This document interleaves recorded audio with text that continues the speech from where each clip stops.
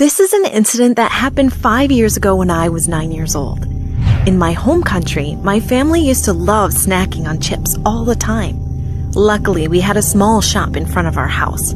It had all the snacks that I loved, and they were cheap, so it was my favorite place. The shop used to be owned by an older lady in her 60s. Let's call her Mrs. Mayer.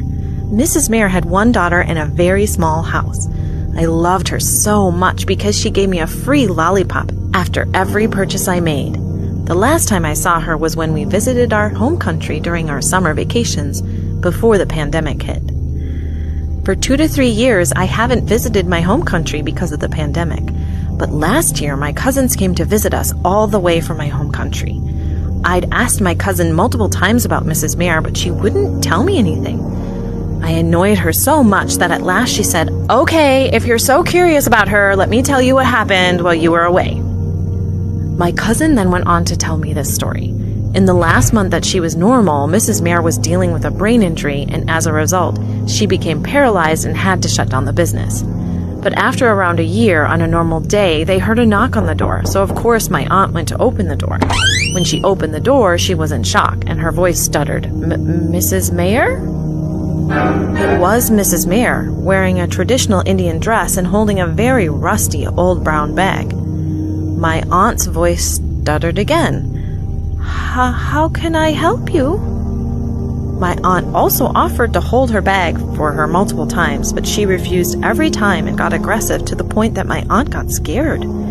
The last time my aunt offered to hold her bag for her, Mrs. Mayer looked up and stared at my aunt with glowing red eyes and aggressively stomped her foot and said, "No." My aunt got really startled this time. "Tell Mr. Philip I want to take him to the graveyard," said Mrs. Mayer in a husky, low-pitched voice. Now, Mr. Philip was my grandfather, and at the time he was eating his food. "I'm busy right now, Mrs. Mayer," said my grandfather. But she repeatedly said it, sounding more and more frustrated. "Tell Mr. Philip I want to take him to the graveyard. Tell Mr. Philip I want to take him to the graveyard. Tell Mr. Philip I want to take him to the graveyard." My aunt was so frightened that she shut the door hard, but Mrs. Mayer put her hand in the way to stop the door and didn't even get hurt.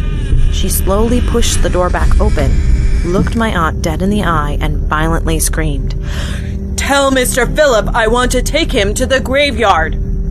My aunt was terrified at this point, but her eyes suddenly looked down at the big, rusty old brown bag. There was blood dripping out of it. Now panicked, my aunt was trembling and rushed to shut the door and managed to lock it. Mrs. Mayer was banging on the window outside for a few minutes, but after she finally stopped, a disturbing wide grin grew across her face. Her eyes still glowing red, she started muttering something and finally left.